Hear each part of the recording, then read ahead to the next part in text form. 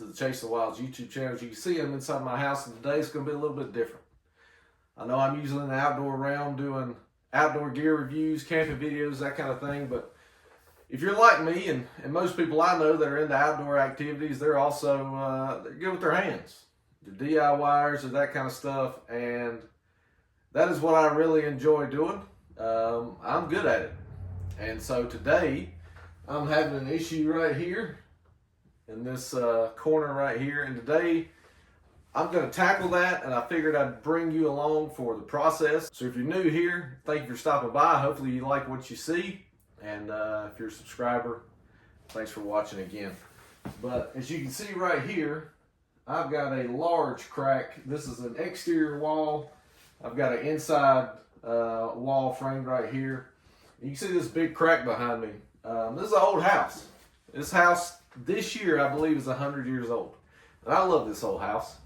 And she is not without her problems, but she's got good bones, and I'm a firm believer in the fact that they just don't make them like they used to.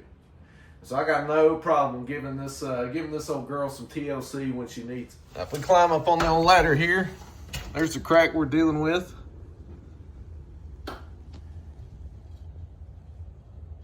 And the whole deal is that I can feel air coming through it. Now the whole deal with air coming through is that here in North Carolina, we've been having unusually cold winters. I mean, we just had 8 inches of snow this past weekend, and I can feel cold air coming through that gap, and it's pretty substantial, so we need to take care of that. So what we're going to do is I'm going to go over what I'm going to be using, and then I'll show you the process, and hopefully this will be an enjoyable video for not only me, but for you fine folks at home. So one of the things we're going to do is we're going to fill it with foam. Now the type of foam is very important. So this is, both of these are great stuff, and there's actually a third variety, it's the red cap.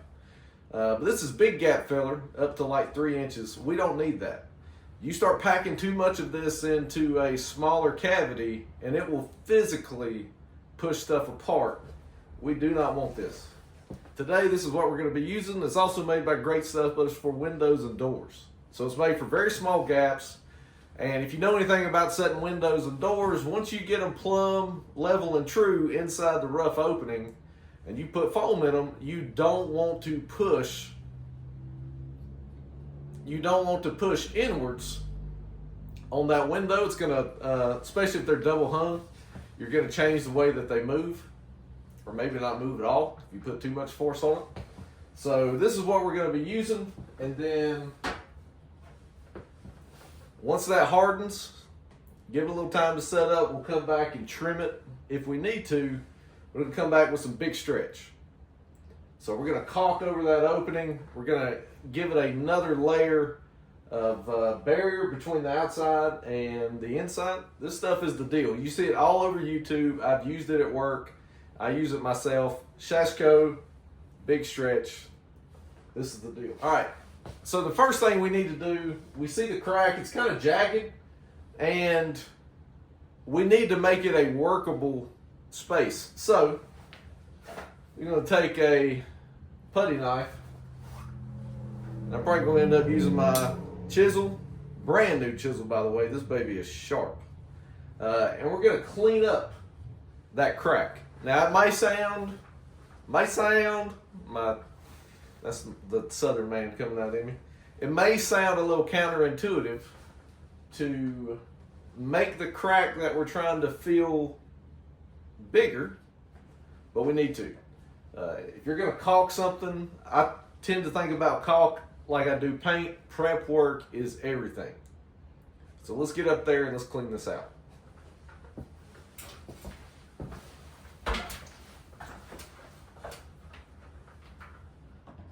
Now basically what I'm doing is I'm coming in here and we're going to knock down these edges.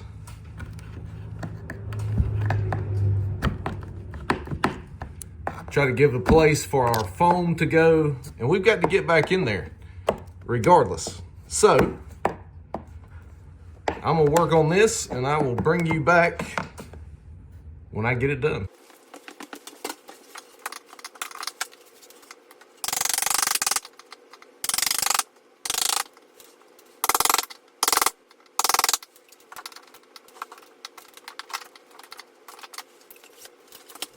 kind of slow going. That is legit pine tongue and groove.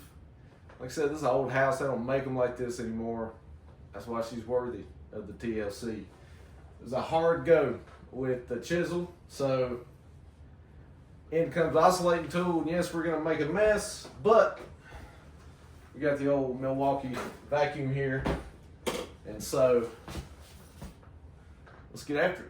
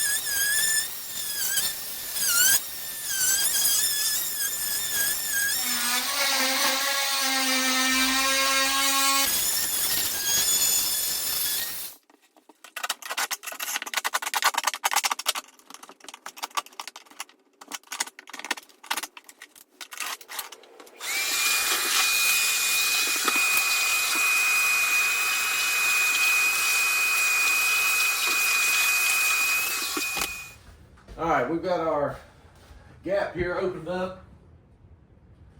As much as I hate to say it, there's some cobwebs up there in that corner. There's so much air coming through that opening that you can see the cobwebs moving back and forth. This is the whole purpose of why we're doing this. So, we've got it opened up, and the majority of what I was cutting out was just the old caulk. And so, you know, this is a 100-year-old foundation. It's still settling. It's still moving. Lord knows how long it's been like that, but I just couldn't let it go. So, we've got our great stuff, window and door, with the good tip, you know, nothing but the tip. And give it a good shake. You can see the tip on this thing, hopefully.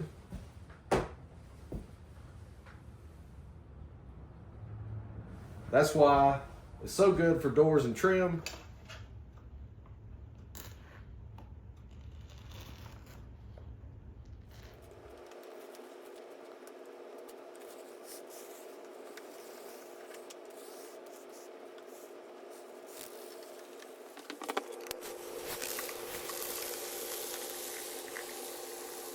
All right, I'm gonna let that tack up. As you can see, we've got our gap filled.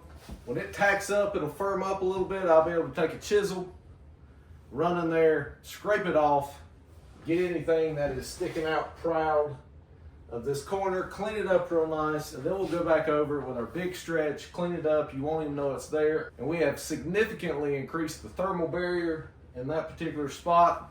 You can see that tip offers you so much control. This is why this stuff is so much better than the big gap or that kind of deal. You just don't need all that. And I don't want these two wall members to get pushed any further apart than they already are. We're not trying to do more damage. So just be mindful of that if you decide to tackle a project like this. Remember, window and door. I'm gonna let this set up. I'll get back to you in a minute. Real quick, if you're enjoying this video, make sure to hit that subscribe button. Hit the thumbs up. I plan on having more of this type of content. Maybe I'll do some tool reviews, that kind of deal. If you've had your eye on this sweet Diamondback tool belt, I plan on doing a review on it as well.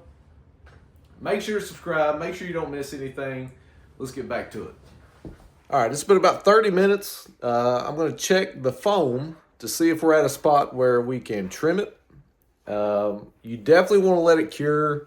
You want to let it set up because if not, it's still going to be sticky on the inside. So let's see what we got.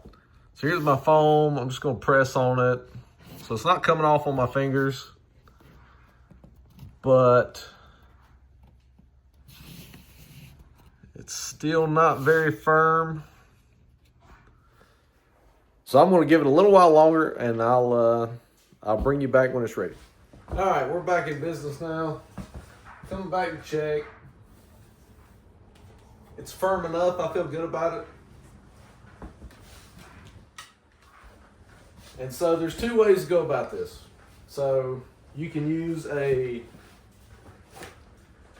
utility knife. Just know that you're going to need a sharp blade to start with, and once you get done, things going to be trashed. Go ahead and throw it away.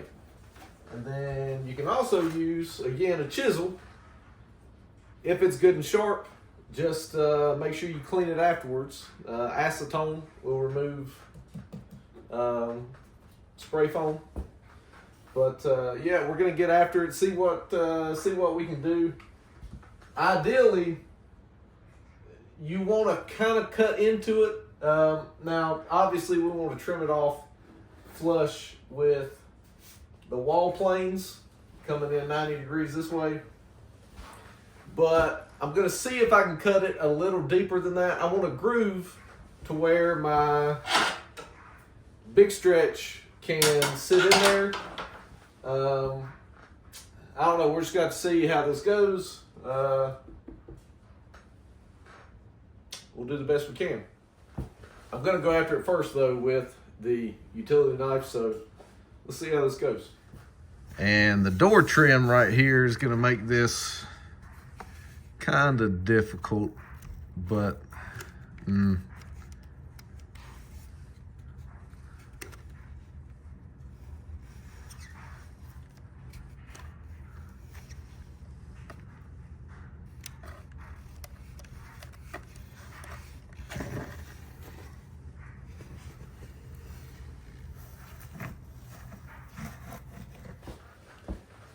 she is not ready. So this is the issue you can run into. That's why I tried not to lay it very thick to begin with. But I mean, we've still got coverage in there. I just, I want it to look good when we're done. So if I was to continue cutting this, it would literally just collapse under the, I guess, the friction of the knife blade. I don't want to do that. I'm in no hurry.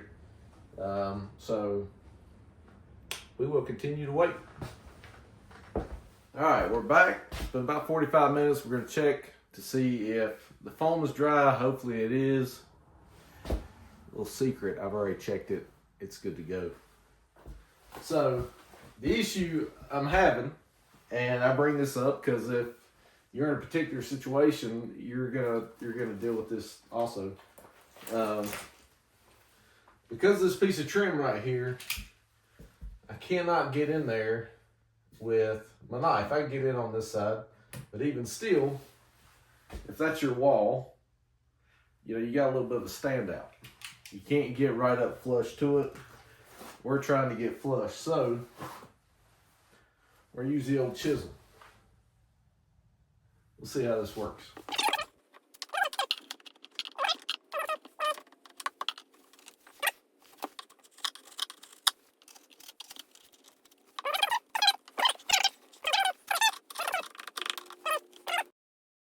So I'm gonna take my chisel, get in here, finish the rest of this.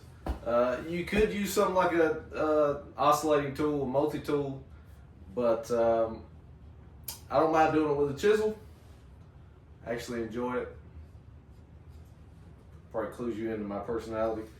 But I'm gonna clean this out and then we'll be ready for caulk. Let's get into it.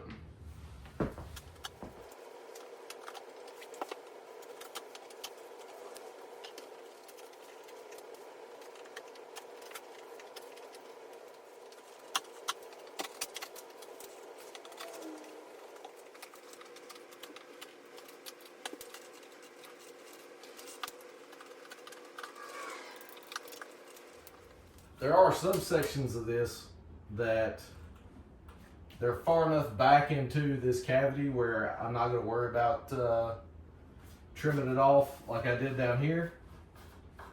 Just make sure that you've got enough room to lay your bead of caulk in.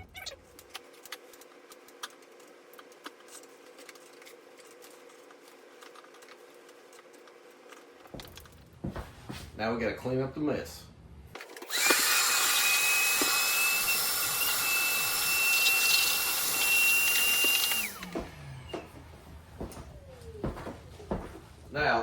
as important as it was to make sure the foam was dry enough to where we could cut it. Now that this cavity is exposed to air, warm air, you need to let that set up for a little while before we caulk it. Give it another 30 minutes. It's firm right now, but you want to make sure that that caulk has a firm backing inside that cavity. I also want to take a minute to talk about the alternatives that you could use instead of expanding foam. You could use a foam backer rod, 1/4 inch, 3/8. You find them at Lowe's, Home Depot, Menards if you're up north. Lexel. Now this is not Lexel. This is some Loctite power grab adhesive that I just happen to have in here. I wouldn't use that. But Lexel comes in a 10-ounce tube that you use in a caulk gun, like the big stretch that I have, or it comes in little tubes like this, probably half, maybe 5 ounces or so. But Lexel is a great sealant. It's clear, it's paintable, you can caulk over top of it. But I could have just taken Lexel and just shoved it down inside that wall cavity. I'm a bigger fan of the foam, so that's the route that I went. But we're gonna let this set up. I'll bring you back when it's time to caulk it, and then we're pretty much done. It could take more than one application of caulk depending on how big the crack is. I don't know how many of these are gonna take. Either way, we'll get it done, and I'll bring you back when it's time to caulk. It's been about an hour. I've ate dinner, got my belly full. It's time to caulk this corner. So, some pro tips about caulk. And I'm not a pro. These are just things that I've learned over the years. When you cut your tip, you can't make it smaller once you've made it bigger. It's like cutting lumber. You can always make it shorter, but you can't make it longer.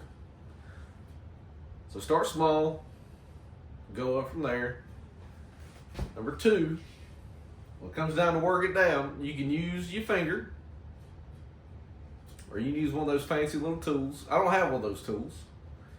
And inevitably, if you get used to using a tool, you will lose it or will leave it somewhere else. The next time you do caulk, you're not going to have it. Learn to use your finger. This stuff really likes a wet finger. So, I have a bad habit when I'm doing caulk. I'll just lick my finger, run it down, that kind of deal. Also, this is my absolute favorite type of caulk gun. This is the yellow gun, dripless, ETS 2000. And it is dripless because when there's no pressure on it, it does not make the caulk drip out of the tube. It is fantastic. I really like it. Let's get ready to do some caulk. So, we'll take a knife, and I'm going to start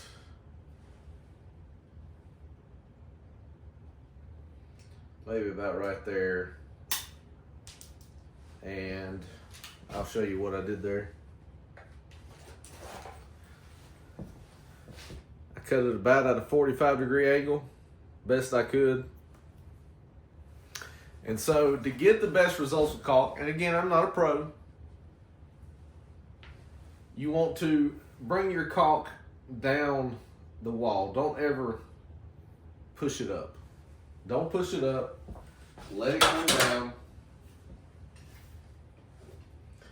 And just so everybody knows, once you cut the tip off, you still got to poke down it. So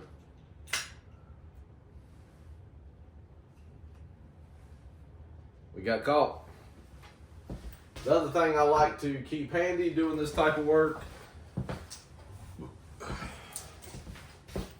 roll of shop towels. You know me, I'm kind of anal about keeping things clean, taking care of things. It costs very little to slow down and take your time and be neat. And so, I'm gonna take this rag, stuff it down in my bag. I already have caulk on me. What did I do?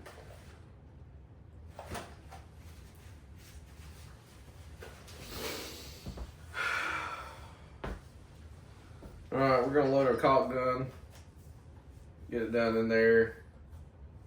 I'm gonna make sure the way I'm gonna hold it, my tip is pointed up in the gun. Hopefully you can see that. Let's get to it.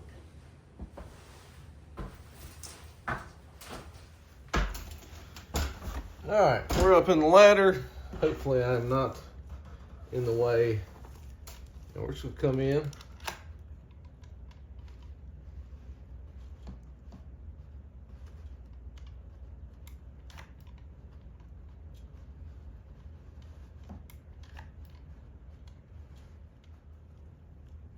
And just steady pressure. Pro tip, make sure your finger's clean before you lick it again.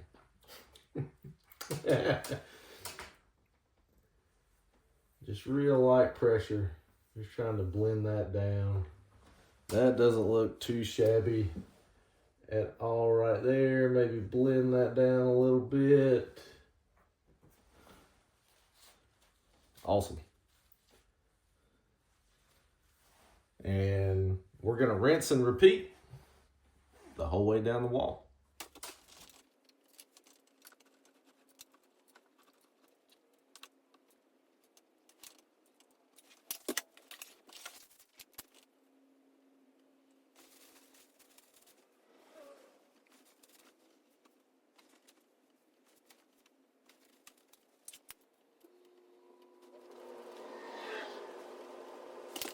I'm done with this upper section. One of the other things you need to remember about caulk is to not overwork it. Don't just keep going back in there with your finger trying to make it better. Eventually you're going to dry it out and it's going to start kind of like flaking off. So I'm happy with that. It is 1,000,000 times better than what it was. I'm going to get rid of the ladder and I'll start working off the floor. Way more comfortable, safer. I know how iffy people get about working on ladders. You can see already the huge improvement we've made. Not only does it look better, our thermal efficiency is way higher. You see what I'm talking about on this caulk gun? It's been hanging for the last few minutes. No drips, no nothing. That's why it's dripless, that's why I love it. Hang on your bag, you ain't gotta worry about it. You also see I have my trash can here because you're gonna go through some towels. There's nothing clean about doing caulk work. Let's keep rolling.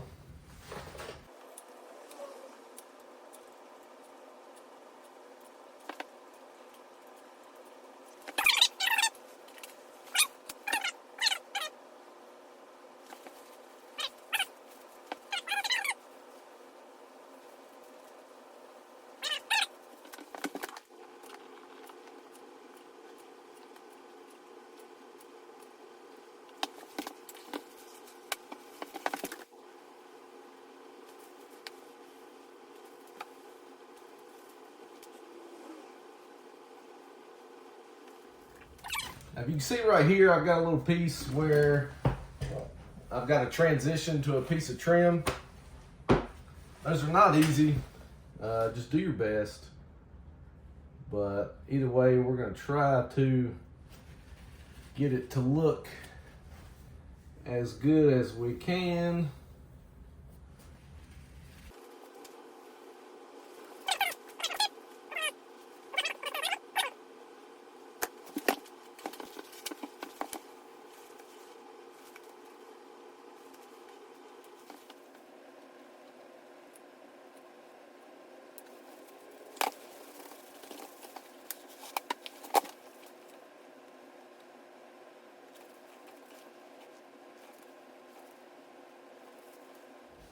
So there we go, that's project done. For about $20 in material, we were able to take care of a very big problem. It feels warmer in here right now than it has in a long time. And I'm going to continue to do this. I noticed this morning, and I'm sure this is not the only spot. It's not that difficult. You just can't be afraid to get in there, get after it, get it done. So to recap, what did we do? We went in, cleaned out that cavity, gave it something uniform, a way we can get foam in there. We sprayed our foam. Again, you could have used foam backer. You could have used something like Lexel.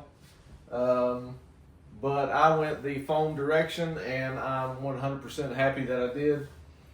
We let our foam set up. We trimmed it, got it out of the way, and then we went back in with our